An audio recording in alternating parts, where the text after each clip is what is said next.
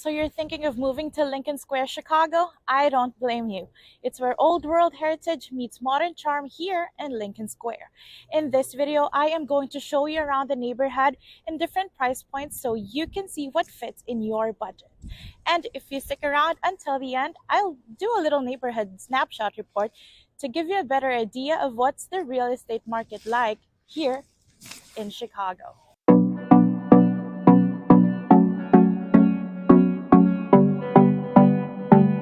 If you're new to this channel and you want to know everything about living in Chicago, then hit the notification bell so you can be the first to know about the current market in Chicago. My name is Pauline Mellon with Fulton Realty. I get texts, calls, and emails every day from people just like you looking for help on making their move in Chicago, and I absolutely love it. Whether you're moving in 9 days or 90 days, shoot me a text, give me a call, or send me an email.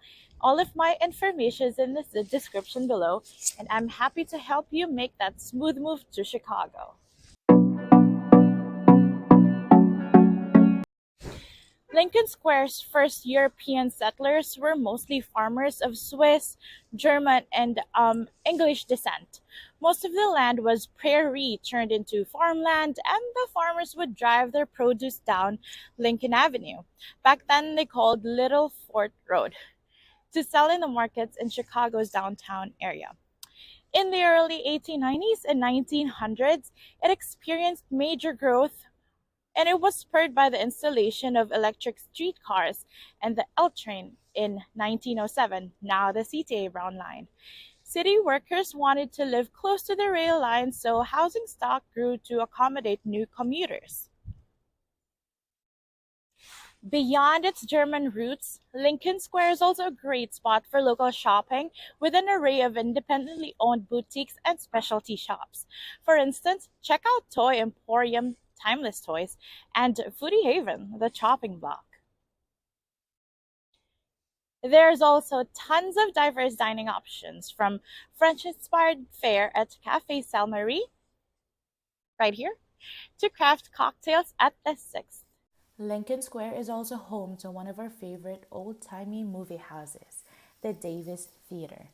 A recent restoration of the 100-year-old theater uncovered much of its former glory, like organ pipes hidden with drywall and hand-painted ceiling covered by tile.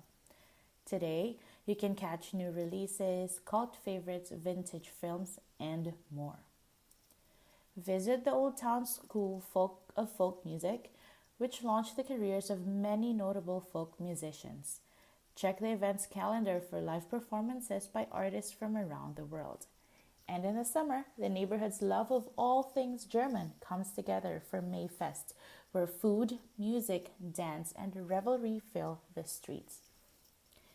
In addition to square roots, Lincoln Square is also home to a number of other popular events, including the annual Apple Fest with live music, an apple pie bake-off contest, Oktoberfest and parade, weekly summer concert series on Giddings Plaza, and a twice-weekly farmers market located next to the Brown Line's Western Avenue stop. If you're looking for a way to entertain kids, you can take them to weekend cartoons and brunch at the Davis Theater. Children can watch cartoons in the designated theater with or without you. There's a direct connect hallway. They cannot escape or get lost without going past you to the theater, so you can enjoy or join them in cartoons or enjoy brunch while they watch cartoons. Some other options include visiting Lincoln Square's Seltzer Library. It was open in 1985. The regional library has toddler story time, game nights, book clubs, and a variety of guest speaker events.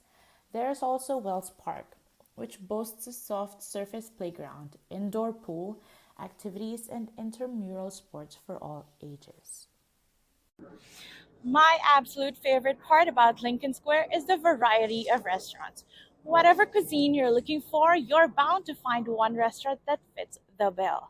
It seems like a BYOB heaven to me, which means you can order more appetizer and indulge in the things that matter. talking to your friends without worrying so much about the cost. It's easy to love Lincoln Square. It's walkable, charming, family friendly, and the people are extra nice.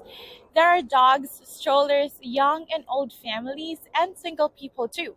It's diverse. Not as diverse as its neighbors in Uptown, Edgewater, or Rogers Park, but for a Chicago neighborhood, it does well in diversity. Real estate in Lincoln Square is a great mix of single family homes, apartments from many years ago, and rehabbed condos. Those single family homes occupy many corners of tree lined streets.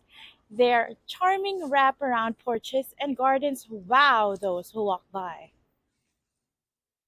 Brick apartment buildings house units with original hardwood flooring and classic finishes, along with two and three flats, some new and some old.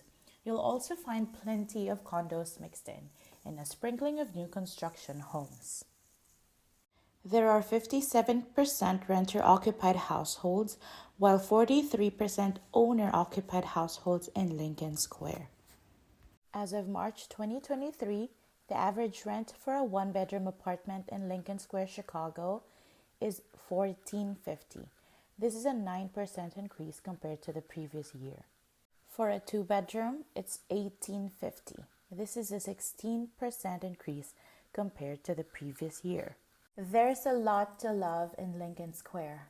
With that being said, check out my upcoming videos about the different neighborhoods in Chicago, and you will find more information.